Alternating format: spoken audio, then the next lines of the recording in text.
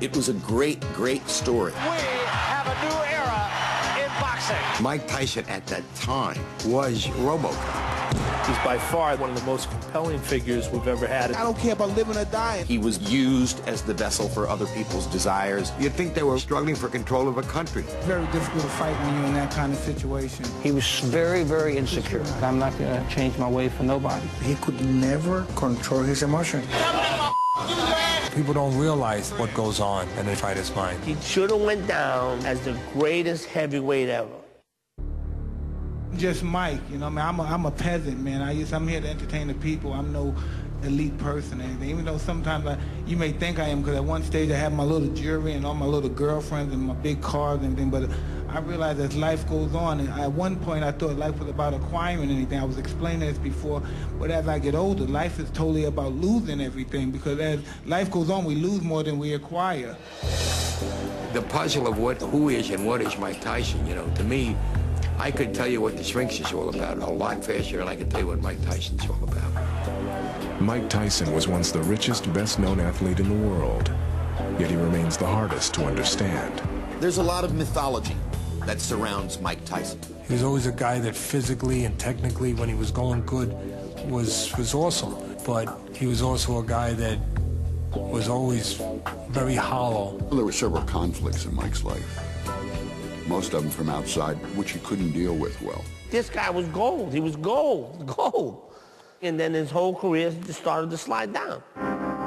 If you come from where he was when he was 8, 11, 14, how could you expect that person to have become so self-possessed as to control his life? Mike Tyson grew up in Brownsville, Brooklyn, one of the toughest neighborhoods in New York. After being sent upstate to a reform school at age 13, he was brought to Cus D'Amato, a legendary boxing trainer. And I could see by the difficulty you had before, you weren't accustomed to using your legs properly. It was like it must have been at Sutter's Mill in California when some guy saw this glinting stuff in the stream, and he said, you know, that could be gold. Mike began to learn everything about boxing, and everything that Cus knew, Mike wanted to know. This way, touch him here. That's what you're aiming at here. There was no more ardent student of boxing history and boxers that I knew of than Mike Tyson. He went professional at just 18 and won his first 19 fights by knockout. Before Mike had a shot at the title, Cus D'Amato passed away. But 1 year later, on November 22nd, 1986, Mike fulfilled his dream, knocking out Trevor Berbick to become the youngest heavyweight champion in the history of boxing. He had the world on a string, had all the money he needed, even though he still slept on my couch. Beautiful women, dating all the time. And then there was Robin Givens. Mike Tyson had seen Robin Givens on television. He was very taken by her beauty. Givens was everything Mike was not. Educated, sophisticated, a budding young actress. But Robin was part of a package deal. Anybody who was around knows Tyson was married as much to his mother-in-law as he was to his wife. Before the honeymoon was over, Mike and Robin's marriage was on the ropes. They wanted to control Michael. And they only wanted to control Michael for as long as they could set up a situation where this is a sick guy, why should my daughter be married to him?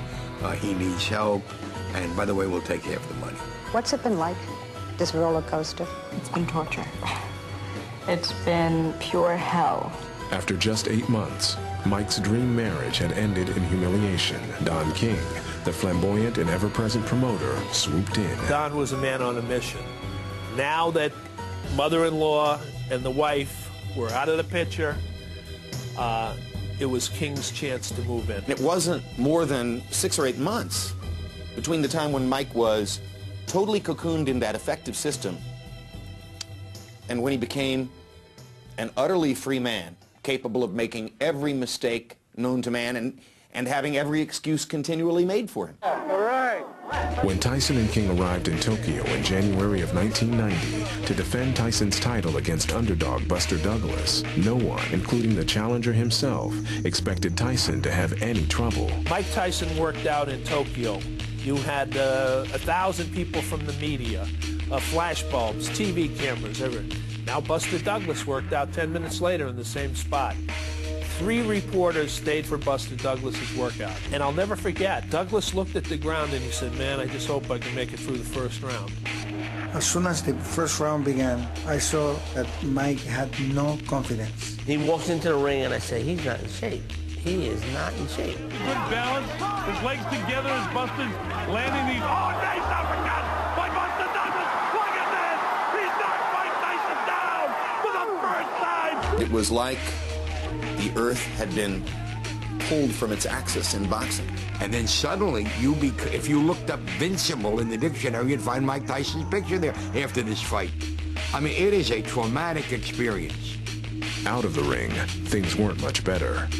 Without his wife, his title, or any of the people who helped build him up, Mike Tyson slid into an abyss of harassment lawsuits, assault charges, and eventually, a conviction for the rape of an 18-year-old beauty contestant. We've seen so many times recently where it doesn't matter what a superstar does, it's okay. He can brag about it in his books, he can demonstrate it in the public eye, and as long as it's him, it's all right. After spending 3 years in prison, Mike was no longer the feared heavyweight he once was. Boxers who are well along the way and go to jail, they're nothing when they come out generally. Now Mike Tyson became fair game for everybody. So how do you mask that?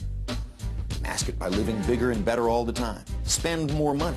Buy more Bentleys. Be on more magazine covers. Become a bigger and bigger and bigger public icon. With all of that, maybe you could mask the fact that you were gradually slipping as a fighter.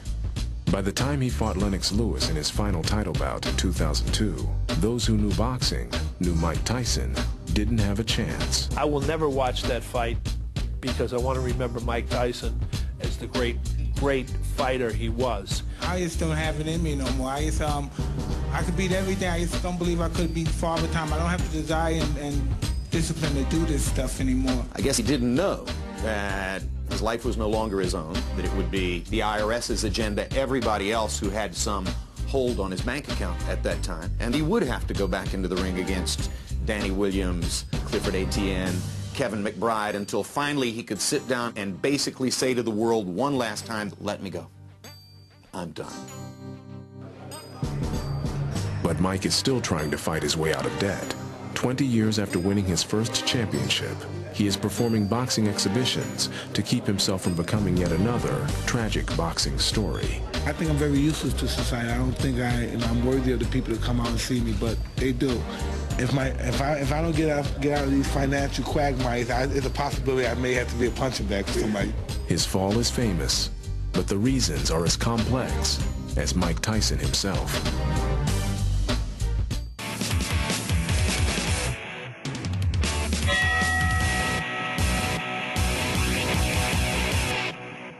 Nobody's gifted. If you was gifted, wow, man, you'd be somebody very special. You'd be a rare person. But you're not gifted. You're never born that way. Some people say they're born that way. They're not born that way.